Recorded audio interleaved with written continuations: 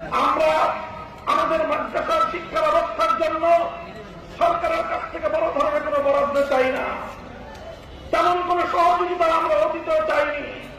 আগামী দিনে রাষ্ট্রের কাছ থেকে আমাদের কওমি মাদ্রাসার শিক্ষা উন্নয়নের জন্য আপনাদের কাছ থেকে আমরা কোন সহযোগিতা প্রত্যাশা করব না।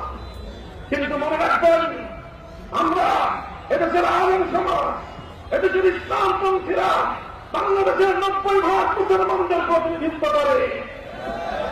প্রতিটি জাতীয় ইস্যুতে আমাদের বক্তব্য থাকবে, প্রতিটি জাতীয় ইস্যুতে আমাদের কথা থাকবে।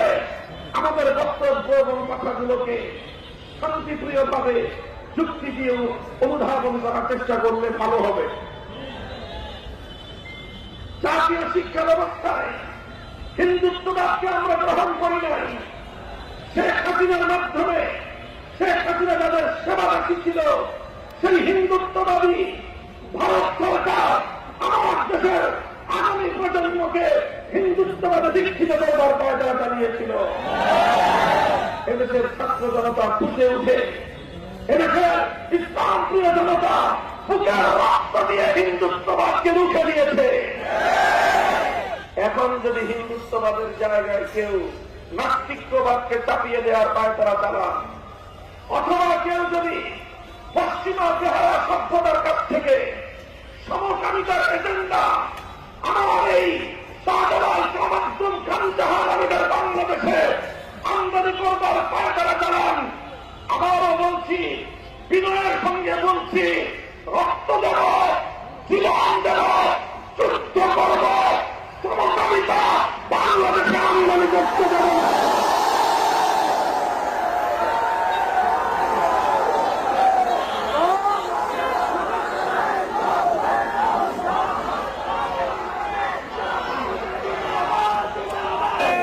যখনই মানুষ, এদেশের মানুষ ৭২-এর চেতনা গিলতে অস্বীকার করেছে, যখনই এদেশের মানুষ পাকশালীর চেতনাকে গিলতে অস্বীকার করেছে, যখনই এদেশের মানুষ ইসলামী চেতনায় উজ্জীবিত হওয়ার চেষ্টা করেছে, তখনই সেই ইসলাম প্রিয় জনতাকে, দেশপ্রেমিক জনতাকে রাজাকার এবং স্বাধীনতা বিরোধী আখ্যায়িত করবার পায়তারা চালানো হয়েছে।